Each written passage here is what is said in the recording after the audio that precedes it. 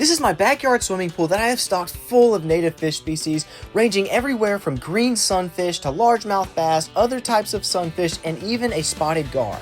But to really turn this into an ecosystem, I need to have as much biodiversity as possible. So today, we're going to be taking some live night crawlers and going to several different locations to see if we can catch the prettiest fish that I have ever added into the pool pond. We're also going to have some encounters with some really cool reptiles and catch some absolutely stunning fish until eventually finally catching our target species. We're also going to check in on all the stuff we added in the last video, like the cricket island, and we're going to get a nighttime look at some of the critters that get away from us when we try to find them in the daytime. We also have a new way to attract bait to the pool pond at night, and we're going to get some of that awesome slow motion footage that you guys know and love. So sit back, relax, and get ready for an awesome adventure, but before we go and catch the new species, let's check in on how things have been going since the last video. In the last video, the water clarity was really bad, so we didn't get much underwater footage, but we had a cold snap come through, and that really cleared up the water, so now we can see all the species in the pool pond super clearly. We also added in a new brush pile in the last video, and it seems like our spotted gargoyle absolutely loves it, although I did kind of spook him whenever I brought the camera a little too close to him. Before adding in this brush pile, it was actually super rare to see him out and about in the daytime, but now that we know where he's hiding, it's a little bit easier to kind of track him down in the daylight. Now in the last video, somebody complained that all I do is show the exact same species, but I want to let you guys know that I do try and get video of all the different species in the pool pond, but some of them just hide a little bit too far out of reach. Luckily, I was able to get a really good close-up shot of our bass, but he kind of tries to avoid the camera. I'm still working with him. Down here in the crate, the catfish have not been hiding out here. We'll talk about that a little bit later. It seems like they've changed locations, and all around the pool pond, with this cold weather that came through, the water has been crystal clear. Now keep in mind, we will be adding a bog filter in the future to make sure it stays clear, but I wasn't able to add that in this video because of a few complications, which we'll talk about later on in the video. But one of the plants that's been doing really well are actually those strawberry plants. All of them have been putting out new growth, although it does look like some of the insects have been getting to them, but I've got my fingers crossed that hopefully they'll survive long enough to put out fruit. Now usually when I approach the pool pond, all of my fish start coming up to the surface to get some free food from me, but this time, because the water was so cold, they kind of were a little bit more lazy and very hesitant to come up to the surface. But don't worry, as the video goes on and the weather warms back up, they'll get a lot more active. It's so crazy. I sat there for the last month and a half trying to get this water cleared up. We just had a cold snap come through and it cleared it up completely for me. Just look at it. You can see easily all the way to the bottom around the entire pool pond. That is insane. Now, luckily, because we've got our plants kind of starting to grow again, we shouldn't have to deal with the algae blooming again, even when it gets a little bit warmer. But we are still, of course, looking for more plants, more things like that. It seems like the gar, it's hard to see him right there, but it seems like he likes to hang out next to this new structure that we built, which is really cool. Sadly, it looks like the cold has killed our plant. So I was not expecting to have any more cold weather. I thought that it was going to be all good and we were not going to have any more freezing weather. And then randomly we just had 3 days of freezing cold weather and that kind of killed that plant. But it looks like everything else has survived and it's actually doing even better than it was before the cold snap. So that's really good. For the next few days, as the weather warmed back up, I waited for the fish to get more active, and pretty much every day I'd go out to try and feed them, and once I realized they were active enough to jump out of the water at the worm, I knew it was time for us to go out and try to target our new species, which is a type of sunfish, and I'll reveal that later on in the video. If you saw the last video, you probably already know what species we're going after, but it's going to be the prettiest fish that I have ever added to the pool pond. Now, if you're new to the series, first off, welcome to the channel. I hope you enjoy the video. But this right here is the dominant species in the pool pond, which is a red-spotted sunfish. They're native here in Louisiana, and they are absolutely gorgeous and hyper-aggressive. They won't let go of food no matter what, even if it means lifting them up out of the water, but they are an absolute treat to keep. The end goal for this project is to have as many native fish species as possible without overcrowding or without them all eating each other. Luckily for us, this is a 4,000 gallon pool, so we have plenty of space to put tons of new creatures in, which I plan on doing over the spring, summer, and fall. But today, we're going to really focus on one specific species that I tried to catch in a previous video, but I was not successful with, which is a long ear sunfish. So to start off this hunt, I'm going back to a place where I know I can catch them because I caught them in the last video that I posted. The only problem was when I filmed that video, I didn't have a live well with me to take them back home with me. So this time, when we catch them, we're catching them to bring back home to the pool pond. Oh, got one. Got one. Wasn't paying attention. Big old bluegill. Now, sadly for us, this is not the sunfish species we're going after. This is just the common bluegill, which is the classic type of sunfish for most people around the United States.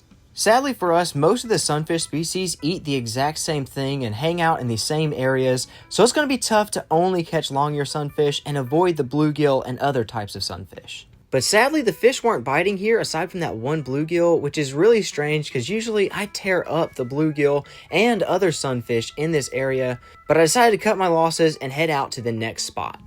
All right, the next spot we're going to be fishing is actually a canal that I've caught some, I think, long-eared sunfish in the past. It's been a while since I've fished here, but one of the main obstacles of fishing this area is that there's lots of alligators that use these canals. So we're going to try and avoid this guy, but also catch a brand new species for the pool pond. Oh, look at that. Looks like there's also some red ear sliders here, but it's going to be a little bit before I want to add a turtle, and I've actually got someone who wants to send a very special turtle. So we're probably going to save that for the next episode, but it is cool to see the alligators and the turtles and all the reptiles out and about now that it's fully springtime and it's all warmed up. Now that alligator right there is probably between 4.5 to 5 feet long, so definitely not what I would consider a big alligator, although it looks like he's about to try and attack my bobber. So yeah, he's definitely going after my bobber. Dang it, leave me alone. I'm watching you.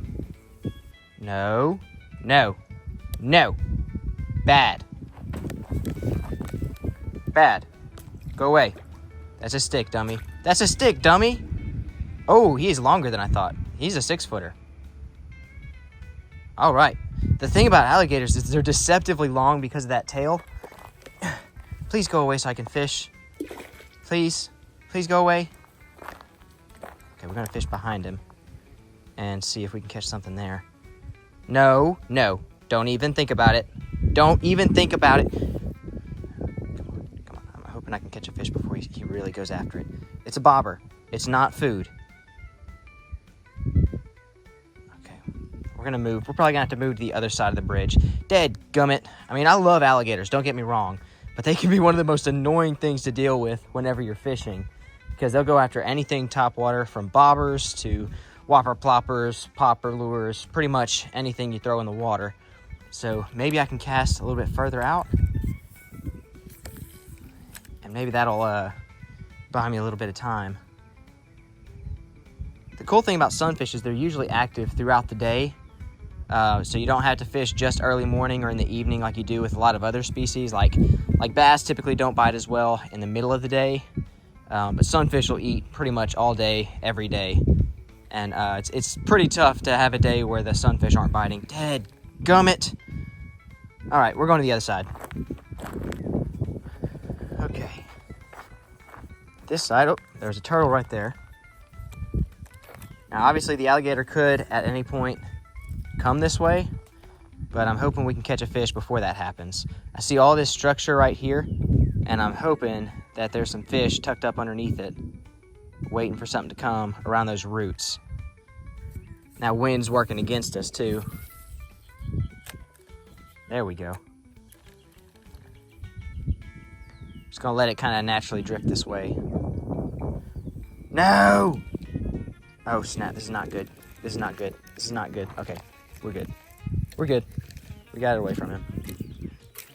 Now, this rod right here is so flimsy. Like, look at this. It's so flimsy. So it's terrible for anything other than sunfish. Like, oh, ouch. Ouch. Okay, I just hooked my pinky, barely. I would not use this for bass. I would not use this for literally anything except for sunfish or maybe even catching like shiners and stuff like that. But, all right, I think we're going to have to move spots. I haven't got a bite yet, and this alligator is just relentless.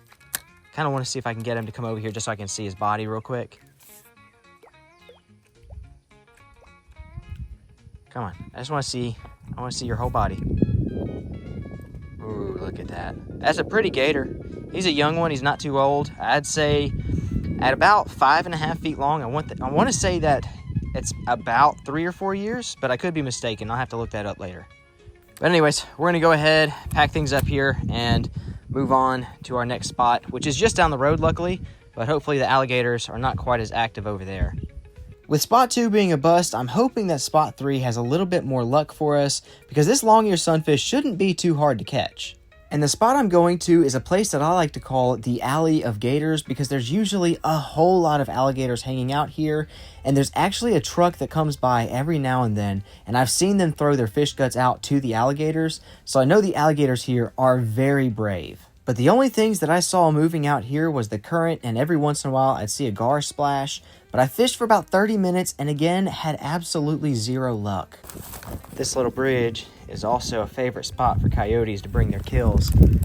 I found tons of skeletons out here when I come out, so this is not really a place you want to be if you're a wildlife, but if you're a fisherman, sometimes the luck here is pretty good.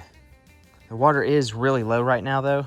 I think that might have something to do with why we're not getting as many bites. It's been something of a drought here lately, and water level is usually...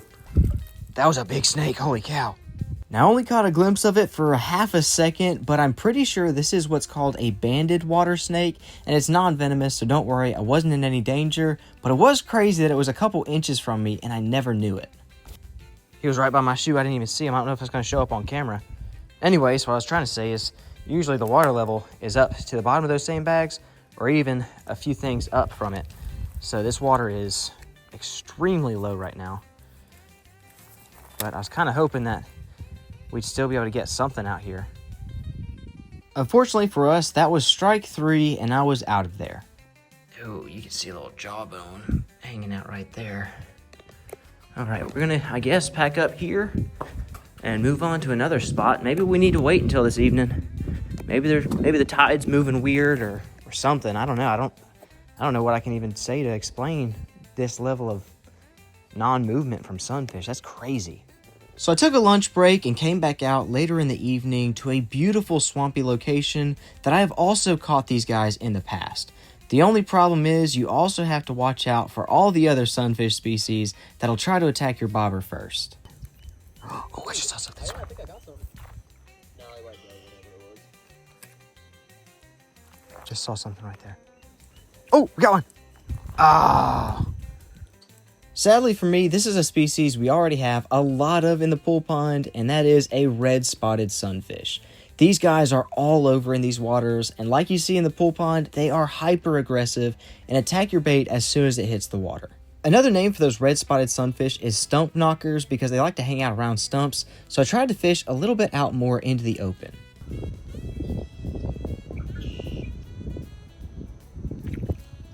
These are definitely not long-eared sunfish. I think I'm getting hit by... Oh, we have one. Yeah, regular bluegill. It might not have been the species that I was after, but at least I was getting some more fish activity, so I wasn't going to complain there. And I did also get a little bit sidetracked by a different species. I see something else. Yeah. Ha! Ah!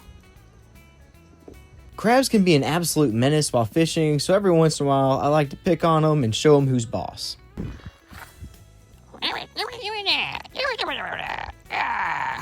Wait, does he have a... He had somebody else's fishing line on there. Well, I don't think this is a long-eared sunfish, so... I ended up throwing out my bobber for a little while and doing some topwater fishing with a micro frog just to pass the time, and that's when my biggest op decided to roll up. Goodness gracious. You think they're loud enough?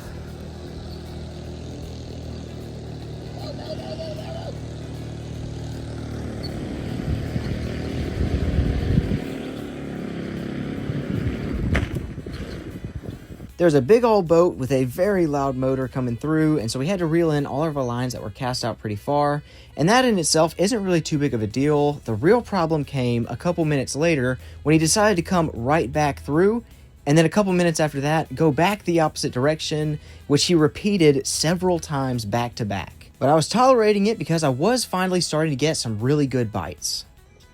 Oh! That was definitely something.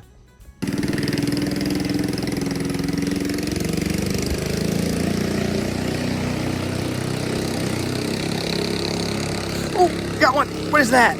Cool! Golly! That's a daggum eater right there. Ouch. Poked me. Golly!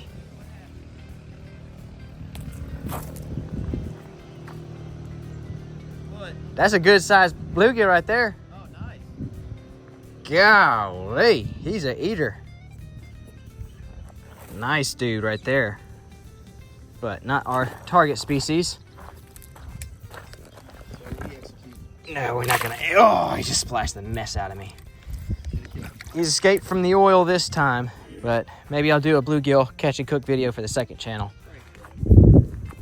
All right. Maybe there's a school of them big boys right there. Let's see. Oh, we got something. Oh! Big goggle eye. Big old goggle eye.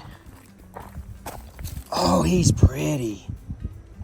He's pretty. Oh my goodness. If it wasn't for the fact that his mouth is big enough to eat a lot of the other fish in the pool pond, I would be keeping him. My goodness, look at the gold and bronze in there. That is a pretty fish. Dude, look at that little highlighter tips on him. Beautiful fish. But that mouth's a little bit too big. I'm afraid he might eat some of the smaller fish. So if y'all would like to see me add one of these species to the pool pond, let me know in the comments down below. But for now, we're gonna release him because he's not our target sunfish species. We're gonna kind of try and... There he goes. All right. Ugh, slimy. All right, we still have our bait. I guess that means they were hanging out a little bit deeper. Or at least that sunfish was. What is it? If you see a long-eared sunfish, let me know though.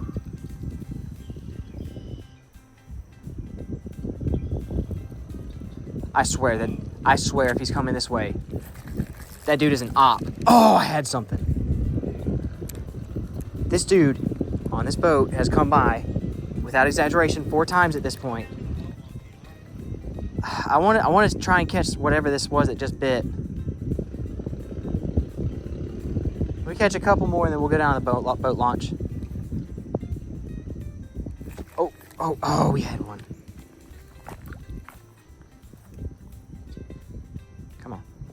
Come on, I got him. Oh, regular bluegill. Dang it. I swear, if this boat guy's coming back here again.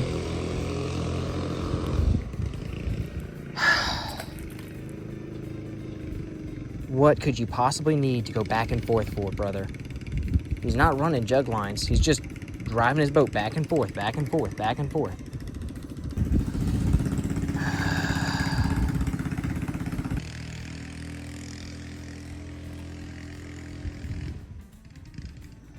I'm not gonna lie, at this point, getting a just big piece of rope and throwing it across with a weight and a float over there so it stays on top of the water sounds real tempting. That dude is ridiculous. He just keeps going back and forth and back and forth and back and forth. Like, there's no purpose for it. If he wants to hit the main river, he goes that way. If he wants to hit the back waters, he needs to go that way. There's no need to be going back and forth 5 or 6 times. It is ridiculous. Oh, I have a fish. I didn't even realize it. Oh, gosh. This dude is successfully rage baiting, I must say. All right, another bluegill. Dang it, dude. I just need a new species. Here's a little bit of boat etiquette for you younger people watching. If you're going to be disturbing the bank fishermen and stuff, like that's obviously understandable. We don't own the waters. They don't own the waters. It's shared waters. But if you're going to go somewhere, pick a spot and go that way. Going back and forth in front of the same 2 people like 6 times in a row, there's no reason for that. There's no need for that. That is ridiculous.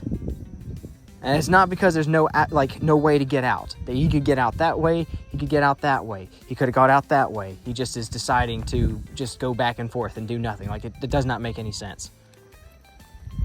It's ridiculous.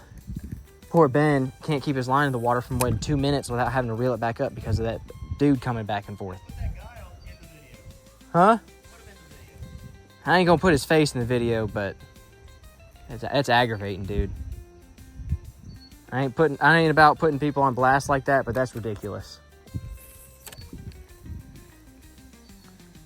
We even tried waving at him the first couple of times. He never waved back. He was sitting there playing on his phone, not a care in the world. Drives me nuts. All right, well, I'll make one more cast while you pack up with this little frog. Okay, I'm packed up. Once you get that in the truck, I just want to make one cast with this because there's something that keeps splashing up. I'm just hoping I can catch it.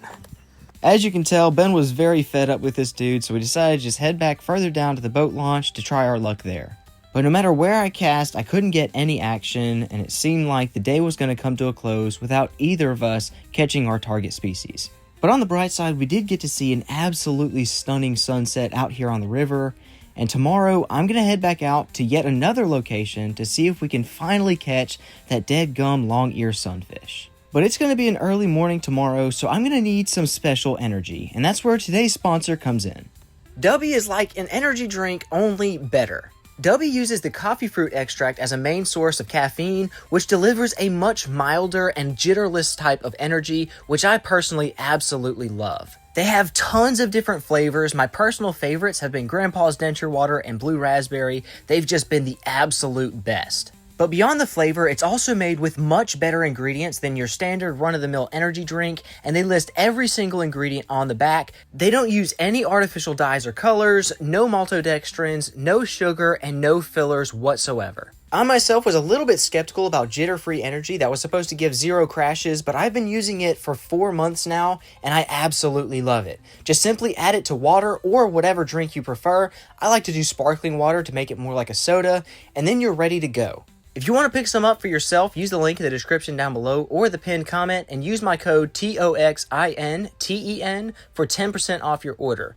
I do not suggest this for anybody, including children that have any kind of sensitivity towards caffeine, but if you can tolerate caffeine, you'll probably absolutely love this energy drink. Now that I'm fueled up, it's time for us to go to the next location, which, to be completely honest, I have no clue what's living in this water. This pond actually used to have tons of life, but whenever I discovered this pond, it was right after Hurricane Laura back in 2020, and when I came to this pond, it was absolutely surrounded by dead fish, and I've never really been able to do well since then. But that was almost 6 years ago at this point, so I'm really hoping that the fish population has been able to stabilize since then, and that's exactly what I'm going to test out today. I did start off with a topwater frog just to see if any bass were biting, but there was nothing, so it's time for us to switch back to our target species. Alright, well, that's not really the species we were after anyways. I don't think I would ever catch a long-ear sunfish on that little frog. But we have a really small jig head and some live worms, and that's what we're going to be using for bait. Alright, let's get us a fat night crawler, just like that. Pinch a piece off, and that's our bait. Honestly, it might be a little bit big for a piece of bait, but we'll see what happens. Get back in there. Right off the bat, I didn't notice it a second ago, but I'm fairly certain there's a gar sitting right here. So I'm gonna see if I can get this down. Okay, he's gonna get it. He's gonna bite it. He bit it. He bit it. There we go. Oh, that was a pretty gar. I don't know if that was a short nose or a long nose. I'll probably have to rewatch it back. I was able to find a really clear still frame, and I believe this is a short nose gar or maybe a spotted gar. I'm not 100% sure. Oh, that was a pretty gar, though. I didn't even notice him when I first walked up. We know there's at least gar in here, and if there's gar in here, they got to have something to eat. Now, they might be eating these little tiny minnows, but I have a suspicion that there's going to be at least a few types of sunfish species. Oh, snap! Something just attacked the bobber. I think that might have been a grinnell. Oh, my gosh. Hold on. We still got that frog. If they're right there going after topwater, oh, heck yeah. I just caught the tree behind me. All right, let me try that again. Dude, that was a big fish. I think that was a bowfin.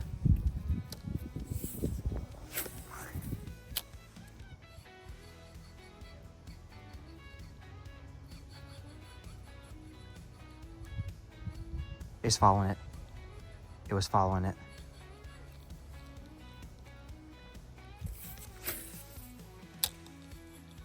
Come on, come back.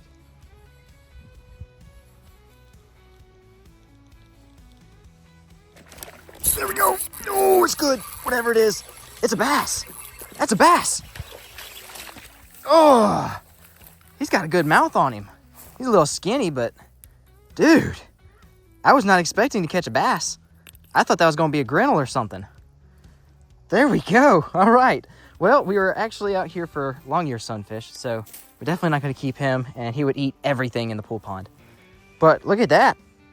Little bass. I'll take it. I thought it was a grinnell that attacked the bobber earlier. Oh, there he goes. All right. I will always take a topwater frog bite. That was nice. Okay, let's get back to sunfish, though. All right, fun little side quest. I always like to have a second rod on standby, if possible. That way when stuff like that happens and I'm fishing for sunfish, but a big bass comes up, which I don't know, I'm gonna have to rewatch the footage. It looked like something else come up and hit that bobber a second ago, but it might have been that bass, I don't know. If something hits the bobber again, we'll throw out that frog again, but that's just fishing for fun. That's not for the pool pond. So I'd really like to see if there's some sunfish hanging out here that I could catch for the pool pond. I might set this down and just let the scent carry out for a little bit and then try to do some topwater fishing again, see if maybe there's another fish that wants to bite. Either the sunfish aren't right here, they're not hungry, or they're just not here at all. I mean, looking down, I see a lot of minnows and lots of those guys.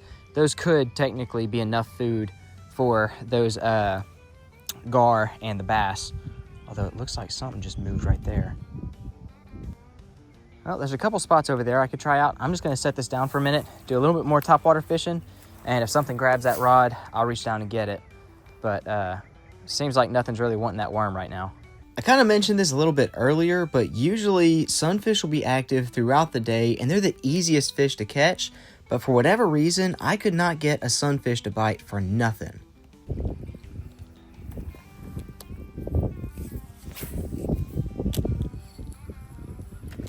Oh, there we go. There we go. Oh, I was just about to give up. I was just about to give up. Oh, this one seems good. He's fighting hard. Harder than the last one. Oh, he's smaller than the last one. Well, maybe the same size. He might be the same size. His mouth's smaller. I don't know. There we go. Beautiful bass on top water. The bass are moving. Doesn't seem like the sunfish are. Oh, goodness. Oh, I'm sinking in the mud. I'm gonna have to toss him a little. There he goes. All right. I'll take that any day. Well, we're gonna go ahead and move because this thing hasn't been touched. I'm gonna try and see if there's any deeper water where they might be holed up right now. It seems like at the moment, nothing's moving but the bass. And usually it's super easy to catch a sunfish and pretty difficult to catch a bass. Now it seems like it's flipped. The bass are super aggressive and the sunfish are nowhere to be found. I kept moving down further to different spots, just hoping that this bobber would get hit. And while I was letting the bobber sit, I'd do a little bit of topwater fishing. All right, let's try this out. Ugh. I just nearly caught my own line. That was a terrible cast. Oh, we had a bite. We had a bite and he missed it because I was worried about getting it back in to recast. That's actually crazy. He hit it right about there. All right, well, I tell you what, I will always take a good topwater fishing day. The hardest part about frog fishing is waiting that 1 second before you set the hook to make sure it's all the way in its mouth. I can't tell you how many fish I've missed because I just jumped the gun on the hook set and just got super excited. So I have to like keep telling myself, wait, now. Ah, that's gonna catch the daggum. Oh, God. Oh, see? Jump the gun on it. Jump the gun. So they're hitting it when it's going like a buzzbait. I kept fishing this spot for a little while, but with no more bites on the bass rod and nothing even touching that worm, it was time for us to move even further down the line. But even when we went further down, I never got another bite So to be honest with you, at that point, I felt like giving up and just went home for the evening. But once I got home, I decided to try to go out with my spotlight and find some of the creatures that never come out in the daytime. Oh, there he is. Oh, man, where'd he go? Oh, there they are, over there. All right, that right there is one of the catfish. So a lot of people have asked me to add catfish to the pool pond. And the answer is I already have. There's actually 2 species in here. I believe we have the bullhead catfish and blue catfish, if I'm not mistaken. That right there, I believe, is the blue catfish. But it's really hard to spot them because they take off super quick. But anyways, we also have crappie. There's, that's a red ear sunfish, I believe. But that's a crappie right there. So we do have a crappie in here. I know a lot of you guys asked for me to add those pretty much in every pool pond video, but they already are in here. They're just hidden and they only come out at night. I'm trying to see if I can spot our Amphiuma, but I haven't seen him in a few days, so I think he might have actually escaped, which would make sense because the water level is pretty high and we had a big thunderstorm a while back, so he may have escaped. And if that's the case, we're definitely going to need to catch a new one pretty soon. If you don't know what an Amphiuma is, imagine an eel mixed with a salamander, and that's pretty much what it is. They're really cool creatures, and I wish he was still living in here, but I haven't seen him in several weeks, so I think we're going to have to trap another one pretty soon. But while I was out here, I finally got around to installing something that was sent by one of you guys to my Amazon registry, which are some underwater lights. We've got some lights that were actually set in by a viewer, Rob Doherty, so thank you so much for sending these in. And even though they don't fully illuminate all of this water to where you can actually see in it because of the angle of the light and because there are still some particles kind of floating around, it does have an unintended benefit, which is right here. If you can see, it attracts a whole bunch of bugs, which will then land on the water, and in the morning, all of these fish will have a big feast, and they'll have plenty of food. And so throughout the night, hopefully they'll learn that at nighttime they can come out to feed, and there's gonna be all kinds of little bugs and stuff landing on the water trying to get to that light. Now at this point, I had completely given up on the long-eared sunfish, at least for now, and I decided to go with my buddy Sheldon to try and catch some catfish. And if we were going to catch some catfish, we first needed to catch some bait, and that brought us to these very nasty canals in the middle of the city that usually have some really good bluegill. Little did I know it was also going to have something other than bluegill. Now these canals are actually part of Bayou Dend, which is one of the most polluted waterways in the entire United States, and that's why it was so crazy when Sheldon pulled this out of the water. There we go. Nice. At first, I figured it was just a regular bluegill, but then he told me to come look because it was the prettiest fish that he'd seen in a long time. And when I ran over to look at it, it was absolutely gorgeous, and it was the fish that I've been hunting for so long. And now that I know that this spot has long-eared sunfish, I have to try and catch some more, so I got my line back in the water and got to work. This stupid thing keeps catching the spool. Oh, I'm getting a bite. Of course I'm getting a bite. Of course I'm getting a bite. Oh, got one. It's a regular bluegill. Dang it. Not my target. Once I caught this fish, I realized we had only brought an ice chest and a 5-gallon bucket for the catfishing. We did not bring an aerator or the proper setup to transport these fish home. So if I was going to catch another one, I needed to catch it fast so that we could hurry up and transport these guys back home. Just got a bite. Bite. Got one. Bluegill again. I mean, it's a stud of a bluegill. But it's not my long ear. My goal was pretty simple. I just wanted to catch 2 more long-eared sunfish, and then we could hurry up and make our way back home. There we go. Oh, pretty one. Pretty one. Oh, gosh. I gotta reel up. Thought I could hand line them up. Oh, pretty one. And big.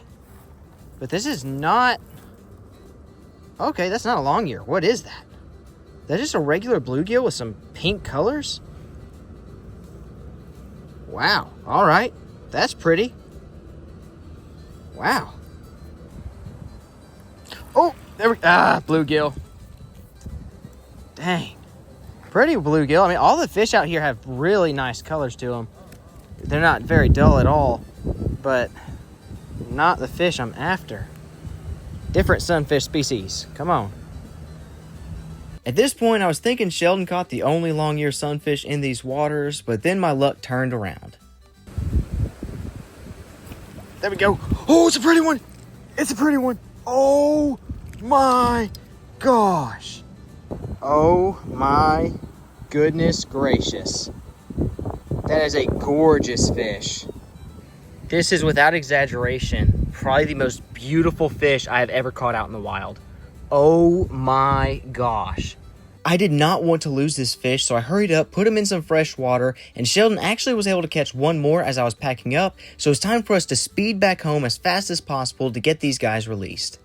All right, after all that fishing, we have some gorgeous, absolutely stunning long-eared sunfish. So we're gonna go ahead and release these guys into the pool pond. All right, come here. Let's see them. God, that fish is beautiful. Look at that. That straight up looks like a tropical fish. That is gorgeous. Golly. That may be my new favorite fish in the pool pond. We got one more. I think this is the prettiest one. God. Look at those colors. The red on the fins. All those different like turquoise, greens, blues, yellows. That is just a beautiful fish.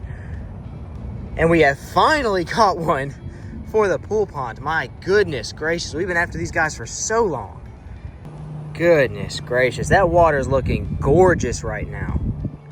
Now, before we go and show you guys what they look like underwater, I wanted to first give you a little update on all of the little guys since we've added in those underwater lights and everything else. When you see that green sunfish again, take notice of his belly because he gets absolutely huge from eating all those June bugs. Our spotted gargoyle absolutely loves the brush pile, and that seems to be his favorite place to hang out in the daytime, and the middle brush pile is a favorite spot for the crappie and most of the other bait fish. And this right here is a baby grass pickerel, otherwise known as grass pike, and he took a long time to catch as well, but it's awesome to see him in here. One of our critters that's gone missing is our crawfish Paul Bunyan. He doesn't seem to be hanging out in the cave that he used to. And here is our newest addition, the long-eared sunfish, and it's crazy to see just how active they are, even though I just put them in the pond maybe 5 minutes ago. They're also very quick and hard to get in the middle of the frame because they like to scoot off all over the place, and they're very quick. Another species that we have is this baby largemouth bass, and I'm going to be completely honest with you guys, we've had so many bass go in and out of this pond that I've forgotten what this guy's name is. Another species we added in here was a freshwater flounder, but I've searched the entire floor and I can't find him, which to be honest is kind of expected because they bury themselves in the sand, but I was kind of hoping that I'd see him again sometime. The next species that I was able to find is finally a catfish in the daytime. Now, I'm not sure which species this is because I can't quite see the head, but he was hanging out here in the cinder block. And this right here is something I'm super excited about. And no, I'm not just talking about the spotted gar. I'm also talking about the lily pads that are soon to be sprouting and coming up to cover the surface of the water, which is going to help control the algae, keep sunlight out, and keep the pond nice and cool. But for now, it seems to be the perfect bed for this little spotted gar, and he seems to love hanging out here. Now that I know that all my fish are happy and healthy, I'm going to give them a couple of days to adjust and then come back. After about 3 days, all the fish were looking good, and that green sunfish was looking extra plump. It was cool to see the long-eared sunfish had started to join the school of other fish, but my goodness, that green sunfish was huge. I'm pretty sure he's been hogging all the June bugs for himself because you can see that belly is just about ready to burst. But there's also another secret fish that I added without you guys knowing in this video, and that's actually these golden shiners that are swimming in the background. I actually added them in a live stream, so if you ever want to tune into one of those live streams, make sure you're subscribed and have your notifications turned on. That way you can join in on the live stream and see me add some fish that you may never see in one of these regular long form videos. Also, while you're making sure that you're subscribed, go ahead and like the video and comment down below which species you think I should focus on in the next episode. I do think it's going to be a little bit longer before we can add the bog filter due to some issues on the construction, but that is underway and minnows are going to be a high priority for the future of the pool pond. But I'm also looking at things like freshwater drum or maybe even some species of carp. So if that's something you guys would like to see, make sure you drop a comment down below and make sure that you're liking the comments of what you'd like to see in the pool pond, because whatever I see as the top comment is what I'm going to focus on next. Now, it's going to be tough to tell all of these long-eared sunfish apart from each other, but one fish that we only have one of is the green sunfish, and he still doesn't have a name, so if you guys have any name suggestions, please drop them in the comments down below, and whichever one is the most liked after 1 week is going to be the name that we choose for the green sunfish. The final thing I need help with in the comments down below is carp fishing baits. I need you guys to give me your best bait recipe because carp is something I really do want to catch eventually, but I've never caught a carp on a rod and reel in my life, so it's something that I'm completely new to, and I'd love to figure it out with you guys. Today's scripture comes from 1 Samuel chapter 16 verse 7, and it says, "But the Lord said to Samuel, have no regard for his appearance or stature because I haven't selected him." God doesn't look at things like humans do. Humans only see what is visible to the eyes, but the Lord sees into the heart. As a bit of context, this is happening when Samuel is trying to find out who God has anointed to be the next king of Israel, and this is whenever he eventually will choose David. But while Samuel's trying to figure out who God has chosen, he's looking on the outward appearance, and God tells him, I don't look at the outward appearance, I look at what's in the heart. As you go on throughout your Easter weekend, I pray that you guys would have an awesome time with your families, that you'd remember to thank Christ for the sacrifice that he gave us on the cross. And if you don't have a relationship with Jesus Christ, I'm not trying to be preachy or try to yell at you and tell you what to do. I just want you to experience the same love and peace that I have in my heart. So I hope you all have a blessed Easter. Remember that Christ has risen. And as always, Jesus loves you, I love you, and have a great day.